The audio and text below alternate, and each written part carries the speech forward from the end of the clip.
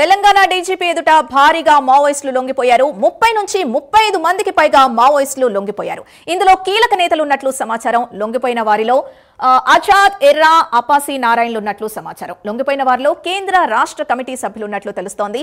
మధ్యాహ్నం 3 గంటలకు DGP Shivadhar Reddy press meet ఉండనుంది. ఇదే అంశానికి సంబంధించి పూర్తి డీటెయిల్స్ మా కరెస్పాండెంట్ రజనీకాంత్ అందిస్తారు.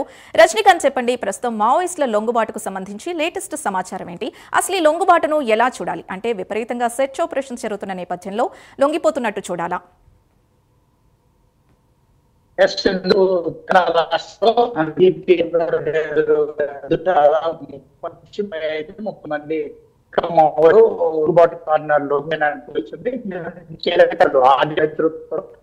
లొంగు ఆధ్యాతృత్వం వహించినట్టు ఉంటుంది. ఆద్య పాటుగా నారాయణ మరొక నేత మరొక కేంద్ర కమిటీ దాదాపు ఏళ్ళు కూడా ఉన్నట్టు వీరితో పాటు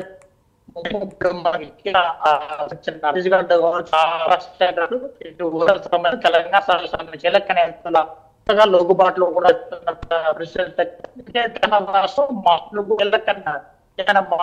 దాదాపు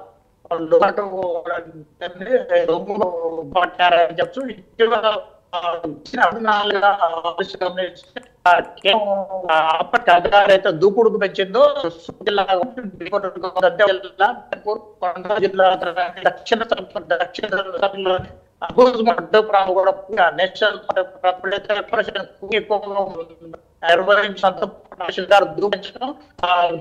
రాకెట్ లాయలతో పాటు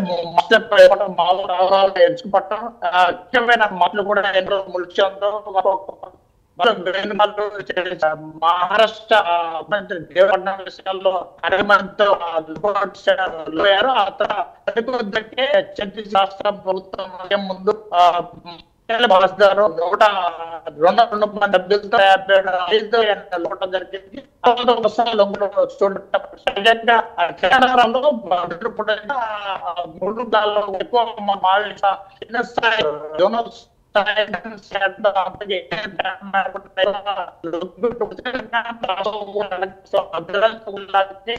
ఉడుపు జిల్లా పాటు ఎట్టునగర్ మధ్యన మధ్య రాష్ట్రం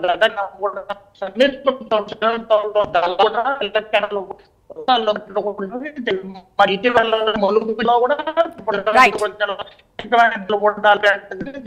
ఈ రోజు కూడా 37 మంది సుమారు. Right, thank you Rajinikanth.